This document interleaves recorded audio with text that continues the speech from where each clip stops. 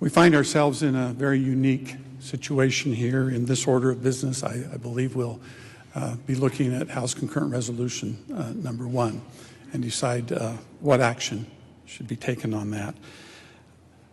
Many of us in this body are in agreement with the original intent of this particular concurrent resolution, but it doesn't accomplish what many thought that it would.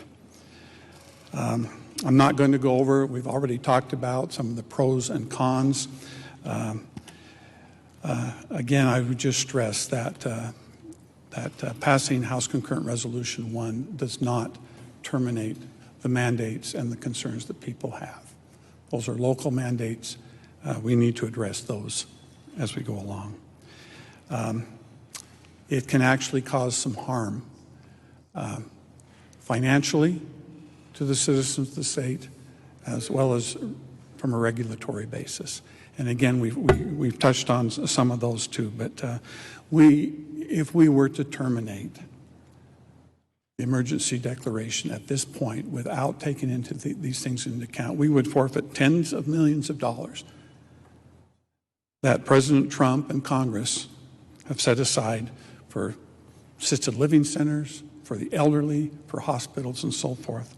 We would have over 150 regulations come back and start restricting the abilities and the flexibility and the freedoms of our businesses, particularly telehealth that was mentioned, that has become such an important good service to our people. But the issue is not really the pros and cons of the bill itself or the concurrent resolution. The major consideration with this resolution goes beyond the authority of the special session, and therefore it's unconstitutional.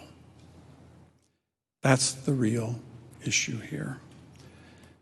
To advance this resolution through the legislative process would be inappropriate, to say the least.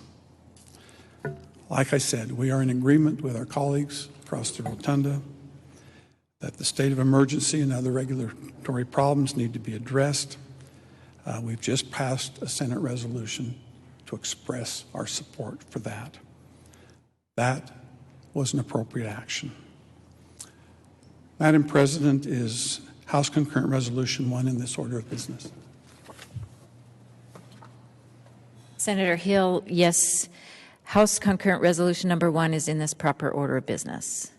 Madam President, I ask unanimous consent that House Concurrent Resolution 1 be laid on the table. You've heard the unanimous consent request. Is there an objection?